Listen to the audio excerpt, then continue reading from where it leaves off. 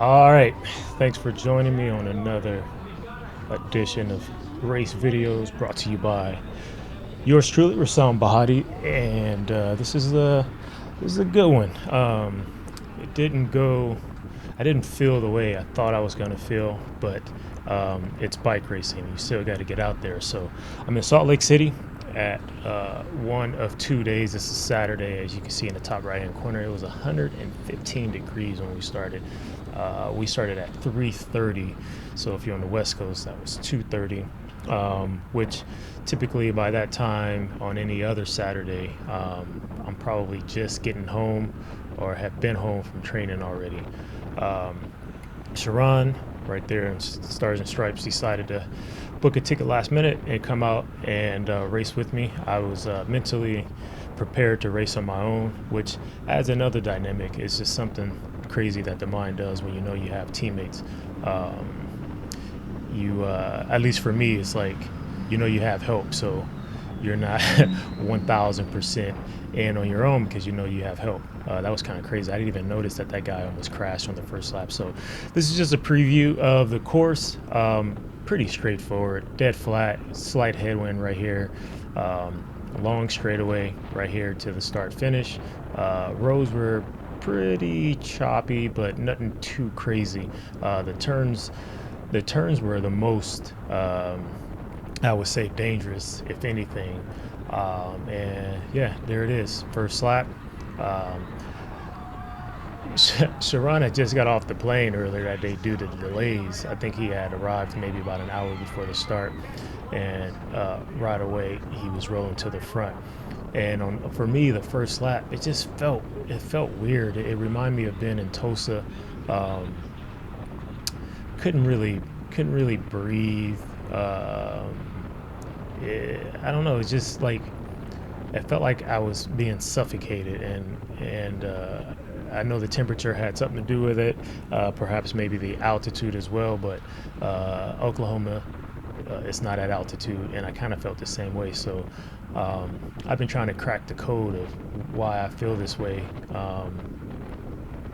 when I travel, because I don't know. I've been feeling great at home. I don't have the same symptoms, that my legs don't feel like they're dead like they do here. But yeah, you can see the first couple laps.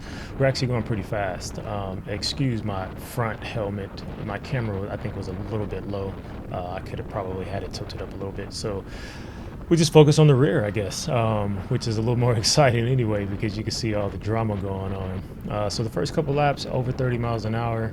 Um, I don't know if I didn't have a heart rate strap on. That's why I didn't put it up here. But man, it was just something weird. But again, it's bike racing, and you got to continue to push.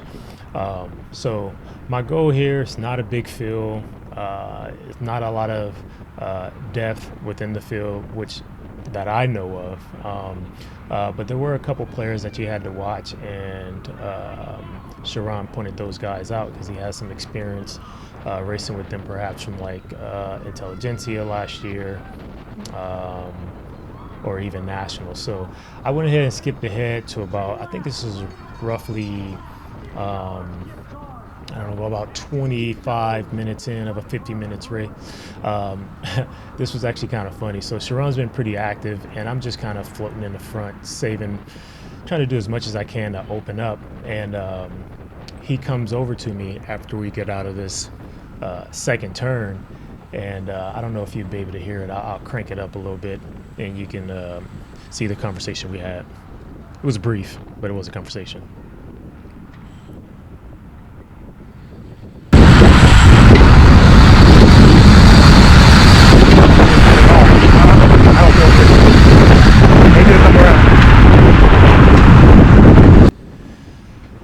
So what I was telling them, when you have teammates and you're depending on each other, it's very important that you're truthful. And I've had teammates that haven't been truthful. That's like, oh yeah, I feel great, and then at the end of the race, they're nowhere to be found, and then you just ruin like the entire race because you weren't honest. So literally the very next lap, I said, you know what? Instead of just sitting here, let me try to do a couple big efforts. So what I did, this was one of toughest parts of the course because you came out of that last corner, that second corner, pretty slow. So as you can see, I ramped it up a little bit, and what I'm going to try to do is take like a lap dig where I'm going maybe like 80% to try to just like open the legs up. And to my surprise, actually, this little pull did some damage to the fill. The rider right behind me is one of the riders we had to pay attention to, very strong. He was actually the one stringing it out in the first few laps, kind of letting us know, hey, I'm here, I'm ready to race. So he was a guy to watch.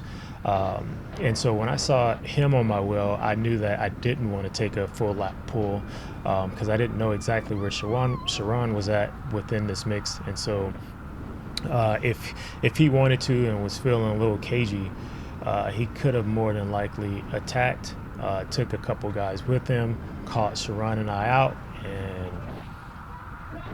perhaps had a breakaway. So I decided to not take a full lap pull, more of like a third of a lap pull, or maybe more like half a lap pull, and then pull off.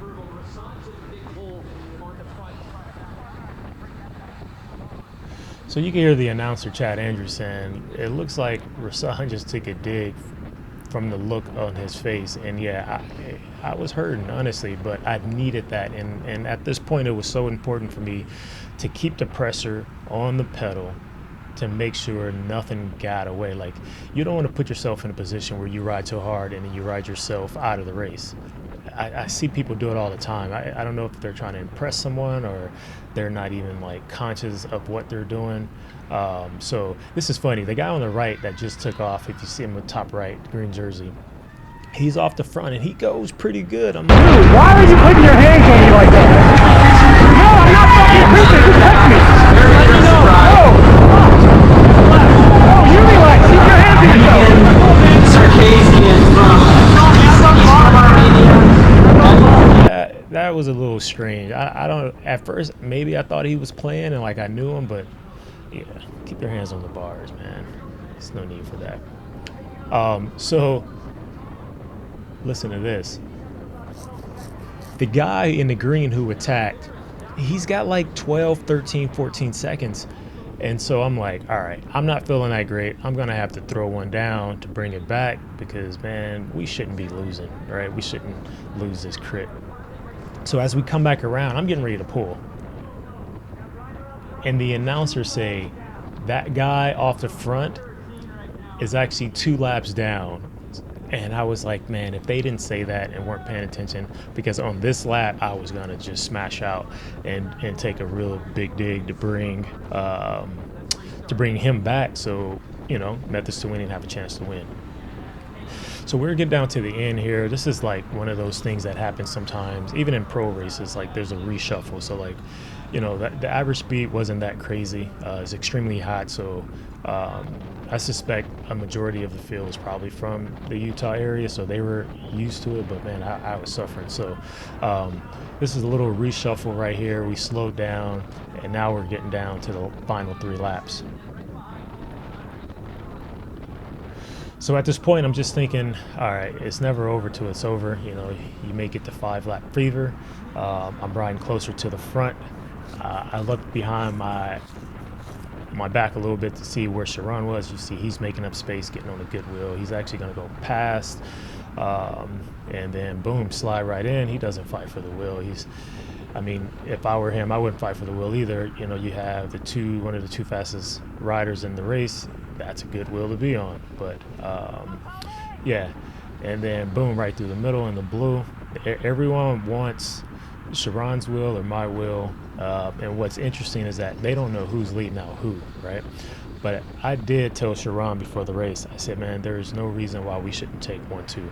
You know, I did have goals and ambitions to actually win. I had a really, really good week at home, not winning, but, well, I actually did win the Eldo crit. No, I didn't. I got second. But I had a really good week of training. My sprint at Eldo was really good.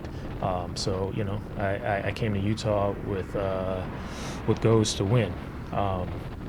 I believe now we are going into the final lap. So this is the turn 4, and Yeah, I'm not sure who's on the front, but they're doing pretty good pace. The faster the pace, the better. Right here is a headwind, and it's a long drag to the finish, so this is not in my advantage when we're going 28, 29, and now we're down to 23. You see I'm coasting. I'm not even pedaling right now, and I'm just starting to get back on the pedals right now. Not in my advantage. I would have preferred that pace to stay at 28, 29. One, it's safer. Two, like my body's just used to it. The stop and go is for the kids. I don't like to stop and go. Um, so you can see how important it is if you're taking out the side view, I mean the rear view camera to fight for position. Every position counts. So right here, I'm just kind of like trying to collect myself. We're gonna go into this third to last corner, turn 2, and this is where I'm starting to put my gears into the right gear that I'm going to use and be committed for the entire race. So 28 miles an hour, I could ride in 53.11 at 28, 29. If we start going slower than that, I would question which gear I was in, but I don't like to switch gears in the sprint, so I usually pick a gear pretty early and commit. And yeah, I'm in the 53.11. I didn't know exactly what Sharon was going to do at this moment, but we did have one guy solo off the front. I had a good feeling we would catch him because it was such a long way to the finish, and perhaps a lack of communication on my front, maybe yelling to Sharon that I was there. As you can see, I'm giving him a little gap because I didn't want anyone to come over the top of me. So by giving him a little gap, if someone was to come over the top of me, I could race towards him. So as the rider's starting to come back, this is perfect. I'm out of the saddle, I'm sending up on the pedals, and I'm getting ready to jump. And I think white jersey is going to go to the right, so I go to the left. Sharon explodes to the right, I go to the left, long way around, and boom, 38, 39 mile an hour sprint. You know, you got to be happy. Team wins, Sharon wins, 1-2, and we were safe. So thanks for watching. Share it, like, subscribe, all that stuff they say. Peace.